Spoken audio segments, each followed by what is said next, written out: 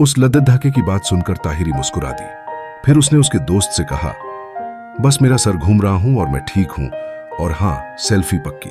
ये सुनकर उस लद्दत धाके का दोस्त मुस्कुराने लगा। फिर वो उस दोस्त से बोला, अरे कर क्या रहा है, दिखाई नहीं दिया उनका, अभी भी खून बह रहा है, थोड़ा तेज गादी चला। और भैया ने जवाब दिया या नहीं? उस लद्दत ढाके ने अपने फोन को चेक करते हुए कहा, अभी तक नहीं।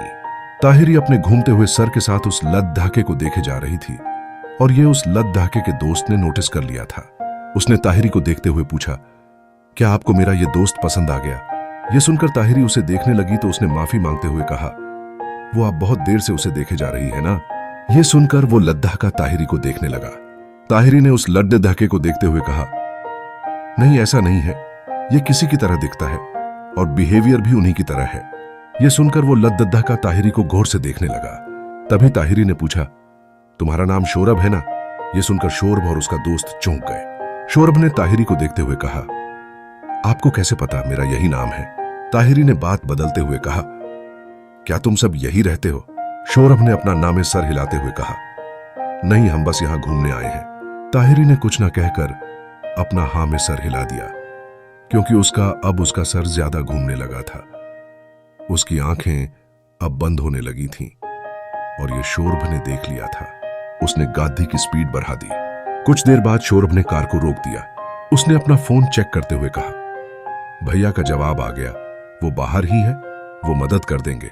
उसके दोस्त ने कहा, अच्छी बात है, चल इनको लेकर चलते हैं। वहीं शोरब की बात सुनकर ताहिरी की आंखें जो बार बार बंद हो रही थीं, वो एकदम खुल गई थी। उसने शोरब को देखते हुए पूछा, भैया क्या तुम्हारे खुद के भैया यानी कि सगे भैया, स्वीट वाले भैया?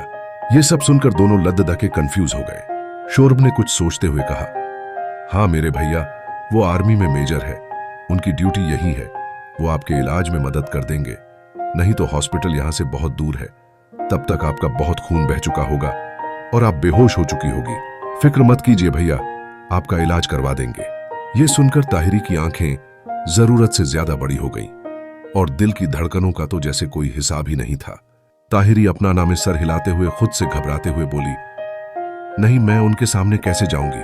इतना कहकर वो कार से उतर गई। फिर वो शोरब की तरफ देखकर एक फीकी हंसी हंसते हुए बोली, इसकी कोई जरूरत नहीं है शोरब, मुझे याद आया मेरी पूरी डॉक्टर को टीम यही है और मुझे सबका नंबर याद आ गया है, मैं चली जाऊंगी। इतना कहकर वो वहां से जाने लगी। तभी शोरब ने उसे रोकते हुए कहा, अरे आपको वापस जाने में टाइम लगेगा, आप मुझ पर यकीन रखिए, आपका यहां पर बहुत अच्छे से इलाज होगा और आपका खून भी बह रहा है। ताहिरी उसे समझाते हुए घबराते हुए कहा, देखो, असल में मैं सिर्फ अपनी टीम से अपना इलाज करवाती हूं और किसी से नहीं चाहे।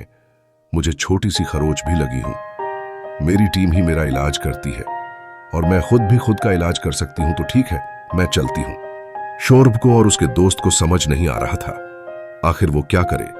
वो बस ताहिरी से कह सकते थे, उसके साथ जबरदस्ती नहीं कर सकते थे, लेकिन शोरब को परवाह हो रही थी, तो उसने आखिरी कोशिश करते हुए कहा, देखिए प्लीज, आप समझने की कोशिश करिए, आपकी हालत खराब होती जा रही है। ताहिरी बस घबराते हुए आसपास देखे जा रही थी, जहां उसे बस आर्मी ऑफिसर्स नजर आ रहे थे। उसे यहां से जाना था, बस उसका दिल घबराहट या बेचैनी से बहुत तेजी से धड़के जा रहा था। वो यहां नहीं रुकना चाहती थी या किसी का सामना नहीं करना चाहती थी। वो बिना कुछ कहे चुपचाप सीधा आगे बढ़ने लगी। शोरब परेशानी से ताहिरी को जाते हुए देखे जा रहा था। तभी उसके पास एक शख्स आते हुए बोला, क्या हुआ शोरब? शोरब ने उस शख्स को देखते हुए परेशानी से ताहिरी की तरफ इशारा करते हुए कहा, देखिए ना भाई, उन्हें कितनी चोट लगी है, लेकिन पता नहीं है अचानक से उन्हें क्या होने लगा। यह सुनकर वो शख्स ताहिरी को पीछे से देखने लगा। वही ताहिरी को चलने में बहुत दिक्कत हो रही थी, शायद उसके पैर में भी चोट लगी थी, जिस वजह से वो ठीक से चल नहीं पा रही थी। उसके चेहरे पर घबराहट, परेशानी, बेचैनी साफ साफ नजर आ रही थी, यहां तक कि वो खुद अपने दिल की धड़कनों को सुन तक पा रही थी। उसने फिलहाल कुछ ही कदम चले होंगे कि उसकी आंखों के सामने धीरे धीरे अंधेरा छाने लगा और उसकी आंखें बंद होने लगीं और वो गिरने लगी। वो जमीन पर गिर पाती कि तभी उसे किसी ने अपनी बाहों में पकड़ लिया। साहस से के आंखों के सामने पूरा अंधेरा होने से पहले ही ताहिरी ने उस शख्स का चेहरा देख लिया था। उसकी एक झलक देखते ही वो पूरी तरह से उस शख्स की बाहों में झूल गई अब आगे। कुछ देर बाद ताहिरी की आंखें धीरे धीरे खुली। वो पहले आंखें खोलकर कुछ पल तक वो बस छत को घूरती रही। तभी उसकी आंखों के सामने रोनित का चेहरा आ गया। ये याद करके वो जल्दी से अपनी जगह उठकर बैठ गई और यहां वहां देखने लगी। वो एक रूम में एक बेड पर लेटी हुई थी। उसे याद आ रहा था कि वो बेहोश हो गई थी और बेहोश होने से पहले उसने रोनित का चेहरा देखा था। ये याद करके उसकी बेचैन बेया रह गई। उसने अपने माथे को छुआ जहां एक पट्टी बंधी हुई थी। उसकी कोनी और पैर पर भी एक पट्टी बंधी हुई थी। वो आसपास देखने लगी, वहां कोई नहीं था। उसने खुद से कहा, क्या मेरा वहम था या मैंने कोई सपना देखा था? वो यहां कैसे हो सकते हैं? फिर वो खुद को बहलाते हुए बोली, हां पक्का मेरा वहम ही था। इतना कहकर वो उठने लगी कि और बाहर जाने लगी। तभी वहां शोरब आ गया। शोरब ताहिरी को उठते देख बोला, अरे आपको होश आ गया? ताहिरी ने मुस्कुराने का नाटक करते हुए कहा, हां मैं अब ठीक हूं। वैसे क्या हुआ था और इस वक्त मैं कहां हूं?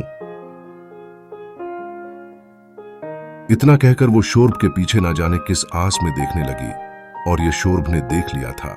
शोरब ने शांति से कहा, आप बेहोश हो गई थी तो भैया आपको अंदर लेकर आ गए थे और हम आर्मी कैंप में हैं। फिर से भैया सुनकर ताहिरी जो खुद को बहला रही थी कि उसने रोनित को देखा, वो सिर्फ एक वहम था। शोरब की बात सुनकर अब उसे यकीन हो गया था। वो अब पहले से ज्यादा बेचैन हो गई थी। उसने शोरब से घबराते हुए कहा, ठीक है, अब मेरा इलाज हो गया है और अब मुझे पहले से ज्यादा अच्छा लग रहा है, तो अब मुझे चलना चाहिए। शोरब ने ताहिरी को देखते हुए कहा, आप अभी नहीं जा सकती। यह सुनकर ताहिरी उसे देखने लगी, जिसे समझकर शोरब ने ताहिरी को समझाते हुए कहा, एक बार डॉक्टर आपको चेक कर ले, तब तक आप आराम कीजिए। शोरब की बात सुनकर ताहिरी कुछ कह नहीं पाई तो वो अपने धधकते हुए दिल के साथ वापस बैठ गई। फिर उसने कुछ सोचते हुए शोरब से पूछा, तुम लोग मुझे अंदर कैसे लेकर आए? यहां आना तो मना है ना? और पैसे से रहा। इस पर शोरब सोचने की आखिर वो क्या कहे।